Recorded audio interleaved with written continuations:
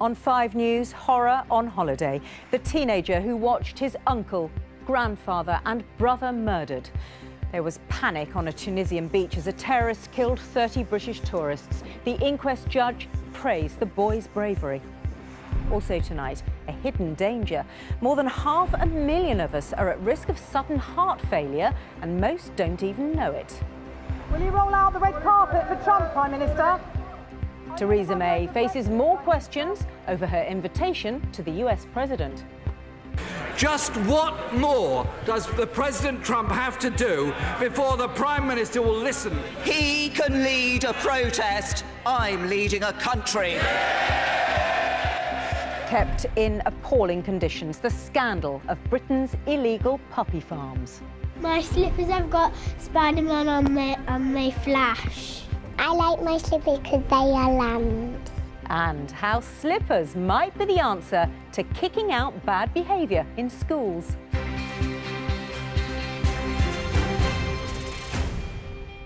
Hello and welcome to 5 News. I'm Sian Williams. They were 3 generations of one family. Grandfather, uncle and 2 brothers who had just arrived in Tunisia to celebrate the end of GCSEs for one of the boys, Owen Richards. 12 hours later, they were targeted by a gunman and shot. An inquest into the deaths of all 30 British victims who died in Sousse that day heard how the brothers had tried to move their injured granddad to safety, but the gunman caught up with them. Only Owen returned home alive. Dominic Reynolds was at the Royal Courts of Justice. In the middle here is Owen Richards. The so-called Jolly Boys outing to Tunisia was to celebrate the end of his GCSEs. 12 hours after landing, he witnessed something quite unimaginable. Owen's brother Joel, his uncle Adrian and his granddad Pat were murdered in front of him. In this mobile phone footage filmed by another holidaymaker, the panic is obvious. Owen told police when they heard those gunshots, he and his brother got his uncle and granddad to run inside. But the gunman chased them. The inquest was shown this reconstruction of the indoor pool they ran to. Owen described trying to help his granddad run away. He described hugging him on the ground as his granddad said to him, "He's got me." And then he described hearing another loud bang, which made his ears go deaf. Owen was still clinging to his granddad, Pat, when he died. The coroner said Owen had shown extraordinary courage trying to protect him. Suzanne Richards lost her son, her brother and her dad in those moments. She told the inquest, how can 4 people go on holiday and only 1 come home? There are 3 empty chairs every Sunday for lunch. We feel like we've been cut in half and will never get over what we've lost. She said her dad loved his grandson so much, his eyes would light up when he saw them. She said without her brother Adrian, she's lost. And she held back tears as she talked about her son Joel, who at 19 had dreams of being a top referee. "I'm so sorry that you will not get to live all your dreams," she said. The world has lost a truly shining star. The 3 generations of one very close family were seated side by side on the flight out. Suzanne said she is so thankful Owen survived, and she takes comfort from the fact the family stayed together in their last moments and they tried to protect each other. Dominic Reynolds, 5 News. More than 500,000 people in Britain could be at risk of sudden death from heart failure, and many are not even aware of it. The problem is a faulty gene which is inherited, and the numbers of those who have it is far higher than experts originally predicted.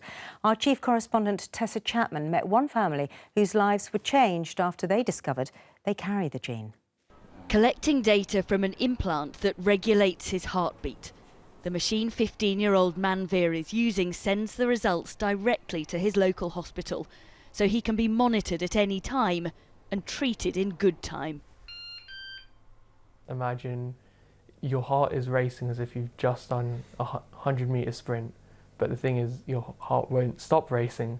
On top of that, imagine each individual heartbeat being a stab to your chest.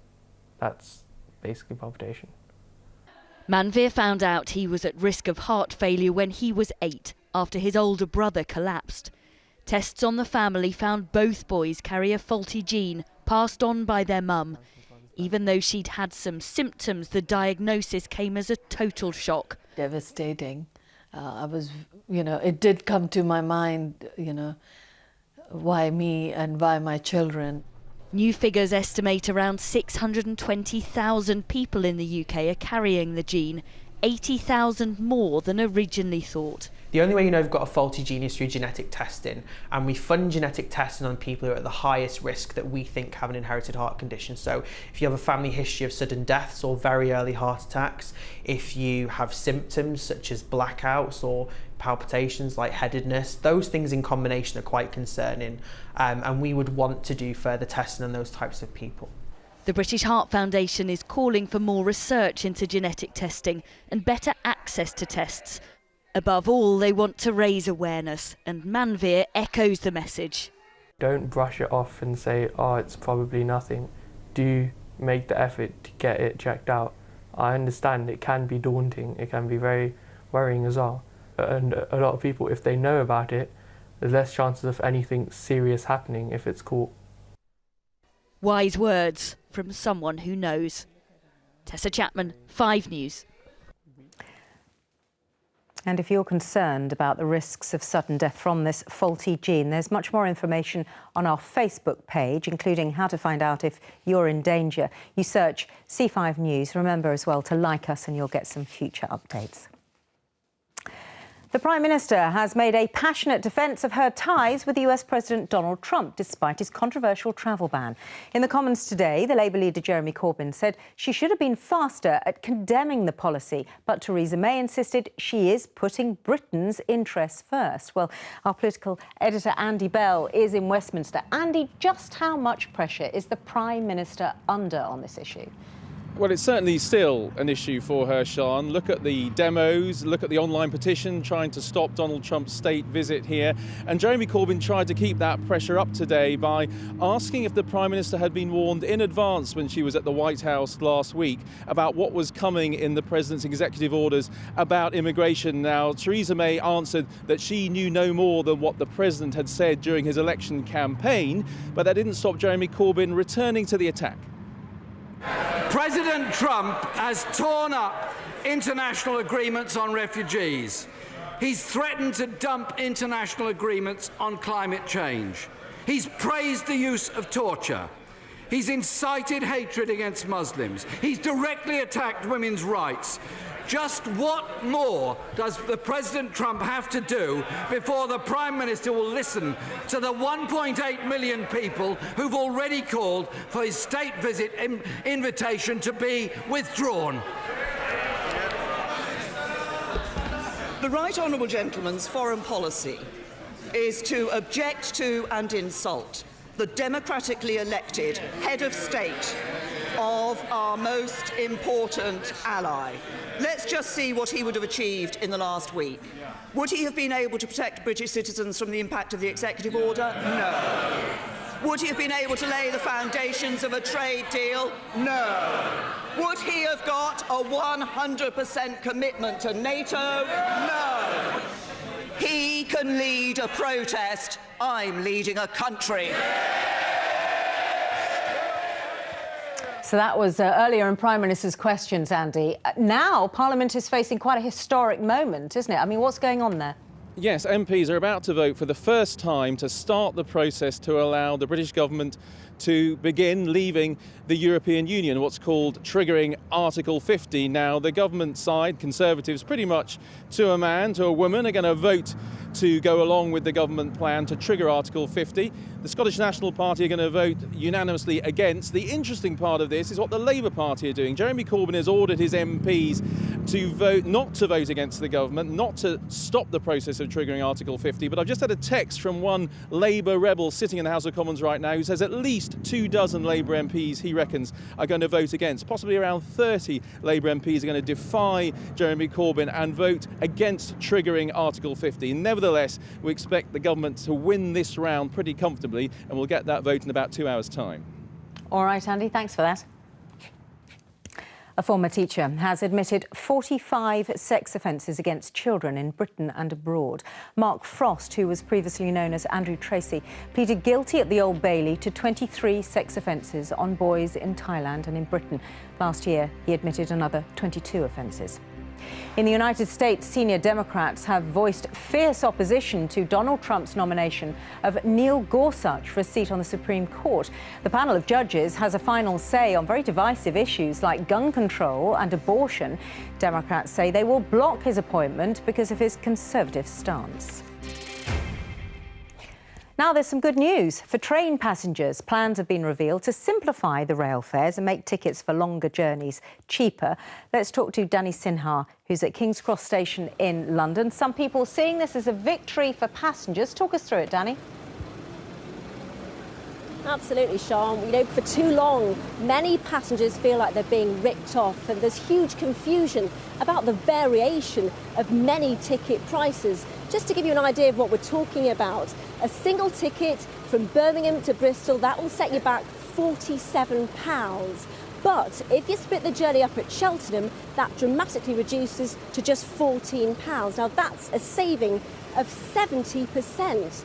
And there could be also massive differences, would you believe it, buying your same ticket from a different vending machine at the same station. Some train operators offering reduced fares than other ones that are just a few feet, a few yards away. All this does, though, is it adds anger and frustration for many rail passengers. Just a bit of a rip-off, really. I mean, particularly when you go on a machine, because you can't get the same tickets you can get from the guy, but the guy's not always there, so you have to pay more. I think I'm fairly clear with it because I'm used to it, but I can see why other people might find it confusing. It's the same journey, but it just breaks it down into smaller chunks, which ends up resulting in being cheaper, which is a bit crazy. So here's the deal. From now on, some passengers will see the reduced fare from the outset, so that will put an end to the idea of split ticketing. I say some passengers because this is only a trial. It starts in May. It's only selected services such as Virgin Trains, East and West, East Midlands and cross country. Not everybody will benefit, but it certainly goes a step in the right direction for many passengers who want to see a fairer deal. Danny, thanks for that. Coming up on 5 News, a real lucky pup, the dog who survived life on an illegal breeding farm. And the school where slippers help you work and how we're getting in on the act. We'll see you after the break.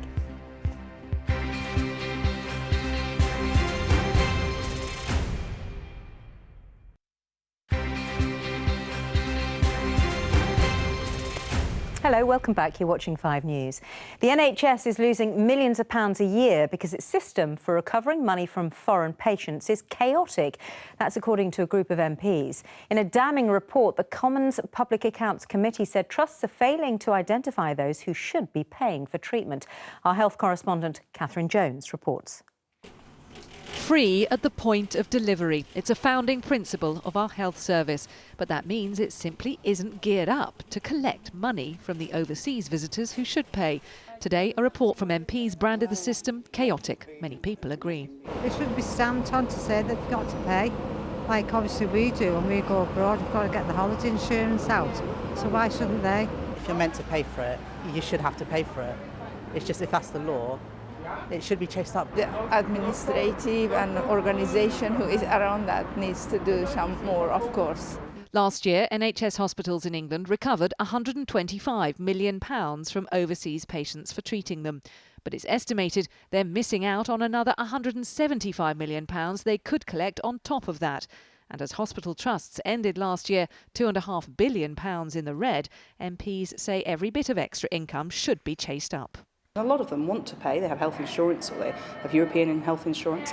So the question is about what systems can be in place to make sure that those who can pay should pay without it being so difficult that it's actually making it difficult for British citizens who are entitled to free healthcare at the point of delivery. It's the complexity of the current system that's the problem. For example, an overseas visitor can go to A&E for free, move them onto a ward, and there is a bill to pay, unless they've got an infectious disease like TB, in which case there's no charge. hardest of all, there is no single, simple document like there is for crossing borders that determines if someone is eligible for free NHS care. Doctors say they haven't the time or the skills to be border guards. Of course we want to get the money retained in the NHS, but we would have to spend an awful lot in new infrastructure and training to change the way that we speak to people when they walk through the door of our services. The government will soon announce new plans to recover more money from foreign visitors. But there is no easy way of redesigning a system that is founded on opening its doors to all without question. Catherine Jones, 5 News. A court has heard how a puppy farm gang were breeding hundreds of dogs on an industrial scale, and that when RSPCA inspectors turned up, many of the animals were sick or dying. It's thought the gang made hundreds of thousands of pounds selling the pups as being home-reared, when in reality they were kept in dark cages. Just a warning, you might find some of the pictures in Layla Hayes' report distressing. They were kept in squalid conditions, one dog described as almost rotting away. The puppies were bred at a traveller's site in Essex, but when selling them, the gang claimed they'd come from loving family homes. More than 700 puppies were sold. At least 4 dogs were so unwell they died. Today, Roxanne Montgomery, seen here covering her face, and 3 other gang members all received suspended sentences after being convicted of a fraud worth up to £500,000.